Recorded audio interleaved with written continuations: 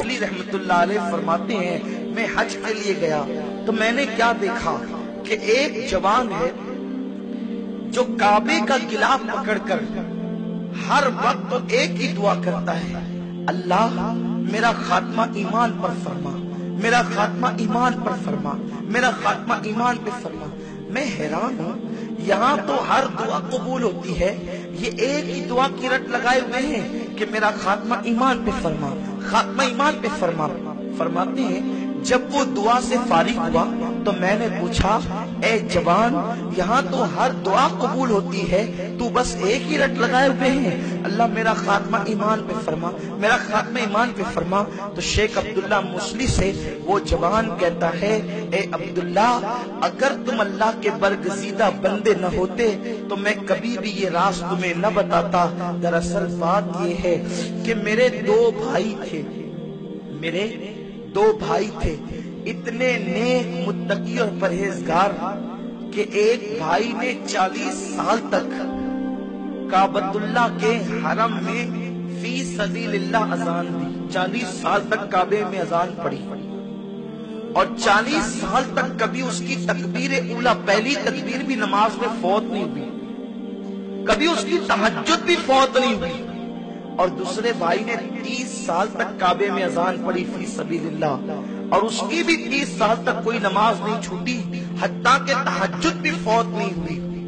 लेकिन जब वो मेरे दोनों भाई मरने लगे तो मौत के वक्त उन्होंने कहा कि कुरान लाओ। जब कुरान शरीफ हमने उनके हाथ में दिया, ये सोचकर कि ये बड़े नेक, मुत्तकी और परहेजगार लोग हैं, शायद दुनिया से जा रहे हैं तो कुरान पढ़ते पढ़ते जाएंगे। जब उनके हाथ में कुरान दिया तो उन जालिमों ने कुरान उठा करके कहा, माज़अल्लाह, कि इसमें जो कुछ लिखा है वो सब गलत है। अस्तगफिरुल्लाह, ला इलाहा इल्लल्लाह, मुहम्मदुर रसूलुल्लाह सल्लल्लाहु अलैहि वसल्लम।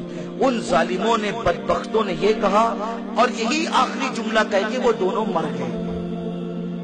मैं हैरान हुआ, जिनकी तहज्जुद भी नहीं छूटी, एक 40 साल और एक 30 साल तक काबे में अजान पड़ी उसने काबतुल्लाह के हरम में और तकबीर उला के साथ नमाजें पढ़ी, फिर वो काफिर होकर क्यों मरे, वो कुफ्र पर क्यों मरे? वो तीसरा छोटा भाई कहता है, तो मैंने बहुत गौर किया, तब मुझे पता चला कि वो हर मामले में नेक और मुत्तकी थे, लेकिन बस उनकी जिंदगी में एक गुनाह था कि जब कोई औरत उनके करीब से गुजरती तो वो औरतों को ललचाए नजर से देखा करते, औरतों पे बदनजरी करते औरतों पे। बस यही एक गुनाह था उनकी जिंदगी का, जिसकी वजह से वो मरते मरते काफिर हो गए और दुनिया से काफिर होकर के गए।